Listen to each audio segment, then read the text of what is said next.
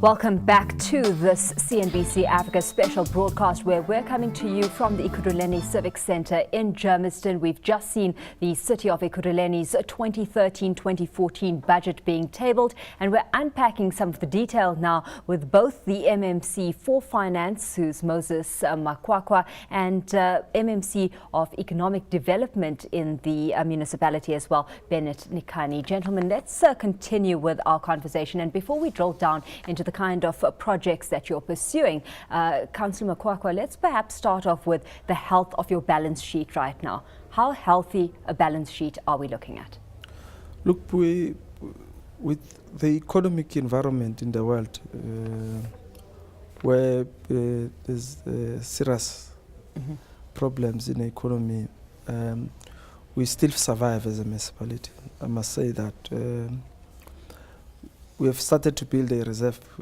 Since the economic downturn, we had to build reserve from the scratch.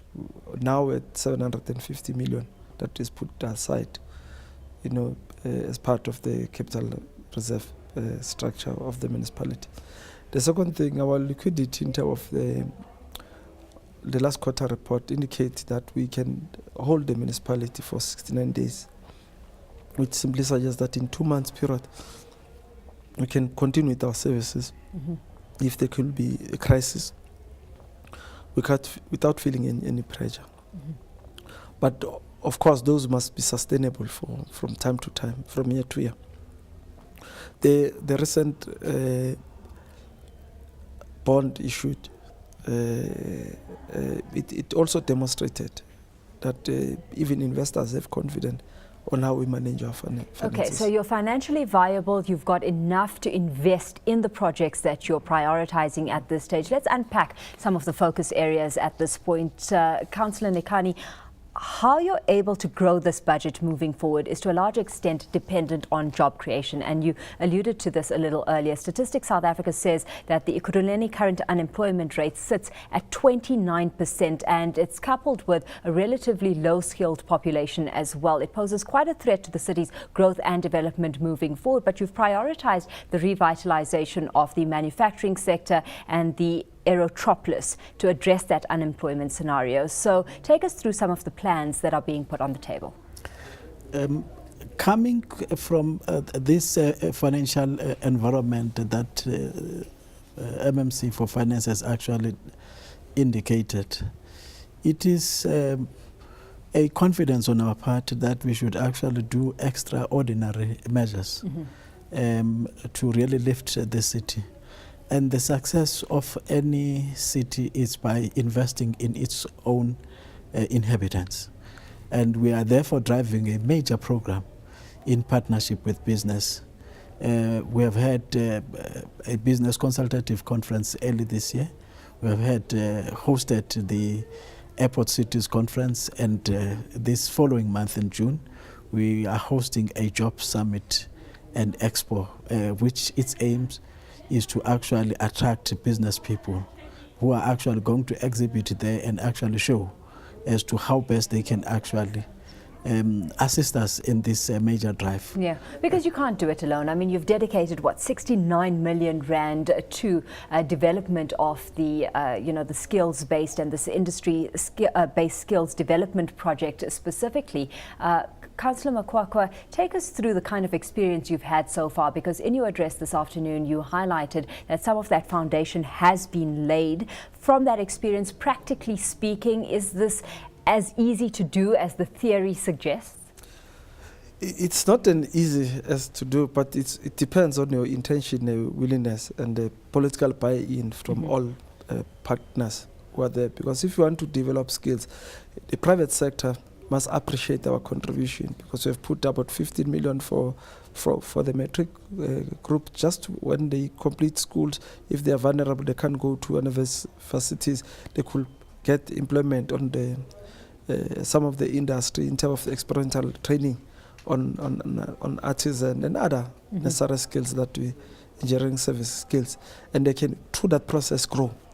Now it's an effort from us to say we want to focus on skill development, because we understand the effect of the unemployment, that it's because people don't have necessary skills for them to generate any life. You know, now we don't want to sit with a group of young people who really don't know what to do. But these programs will be able to assist us to give hope and generate a better environment for them if they get necessary skills. It's not only that, there's an artisan programs that we are doing for unemployment. All the artisan institution in the area on the skill base, we're saying here's an unemployment group, tap into it, and the government will subsidize their funding processes, which it's a new initiative. And we want to partner not only us with national and provincial government to make sure that we have those programs. I think my colleague was launching a jewelry program in the past few days. Those are some of the opportunities that are there that we want young people to go through. How much buy-in are you seeing from the private sector in this entire equation? Where I'm sitting, there's a lot of buying.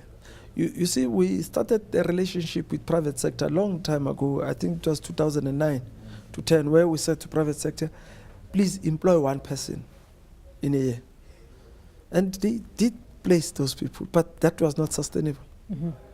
You know, we have about 444,000 companies in Ekurhuleni. Yeah. But that was not sustainable. But now we're saying, look, if you take these people, we'll look at how do we subsidize and assist them to live. And as long as they will go out in your company having skills, and even companies can still claim in the skill development levies for them to grow as a company. Now, there's a lot of opportunities. It's upon the willingness of government to say, how do we place these opportunities at disposal? And it takes all sectors, your business sector, your communities, and us as government to say, how do we join force? And from where I'm sitting, we have a buy-in. Mm-hmm. We have a buy-in from businesses. When we meet with our businesses presently assist us with the tender advisory centers. No, it's an initiative of businesses. They get subsidy from us from running that, but they run it.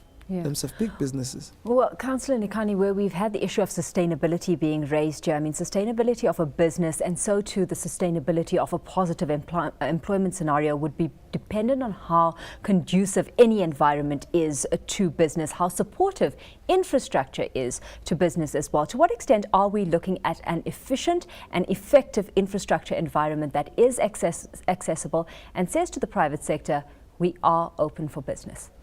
We are currently in support of the programs that are there from the financial part of it. We are currently developing an investment development and facilitation policy of the city, which must actually turn around the manner in which we are responding to businesses. Currently, we are taking a lot of time. We are also reviewing our bulk services contribution policy, and thirdly, building an incentive scheme drawing from the Department of Trade and Industry at a national level. What are those things that we can actually do better? And looking at cost to do business in our city is one of the areas that we are looking at. But all of these can only succeed, particularly if you are looking at the city that has actually amalgamated 9 standalone administration with their black underdeveloped townships that you would actually find. Mm-hmm. So that is why we have the first priority focus area into these projects that were listed in the budget, our township enterprise hubs. In this sense, we are saying those who are actually already without any help from either government or business that are running businesses in this township, they do not have spaces. Can you not actually organize them, build centers so that there is a conglomeration of the services that are provided by provided that the government is actually investing on infrastructure? Mm-hmm. And the last aspect that we thought as we're driving towards this budget is to come up with our capital investment framework. This capital investment framework it's supposed to tell you where is the need that is indicated by the Department of City Planning. Okay, so where you've got that guidance being put on the table, how much of an infrastructure backlog needs to be addressed? Yeah, how much of a deficiency in that regard needs to be addressed? In the record that I have, we need almost about 60 billion rand just to say We're comfortable. Now it's not going to happen, right? But that's why there's true prolonged approach. That whilst we build on the present capital investment, we must see how do we maintain the existing infrastructure. Then the intervention in terms of focused intervention, because look, the Black Township still lack basic things like your tar road, your sporting facility, and all those things. The small things that we need to change the environment. Then for people, if they want a service, they must not move to affluent area.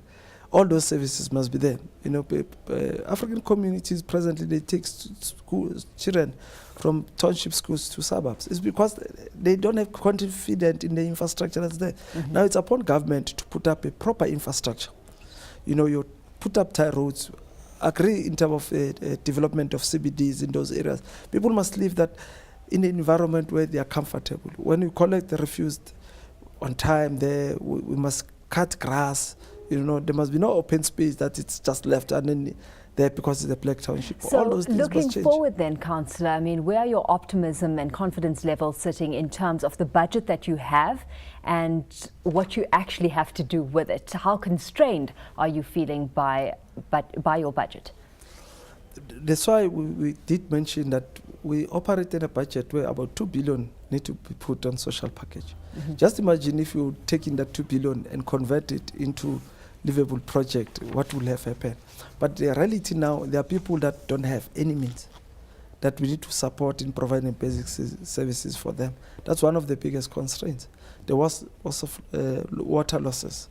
You know, we're putting about 485 million just to balance the water losses. That money could have been put in the infrastructure, but because of these constraints, they have severe impact on our budget.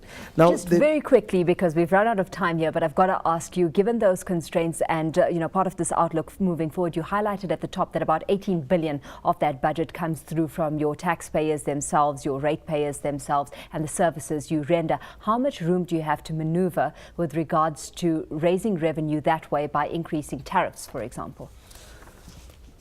Increasing tariff won't assist us that much. That's why we must be increasing tariff within quite an acceptable margin. That's why we are not increasing the assessment rates tariff, because we know residents, based on the evaluation roll period now, don't be paying high into of that.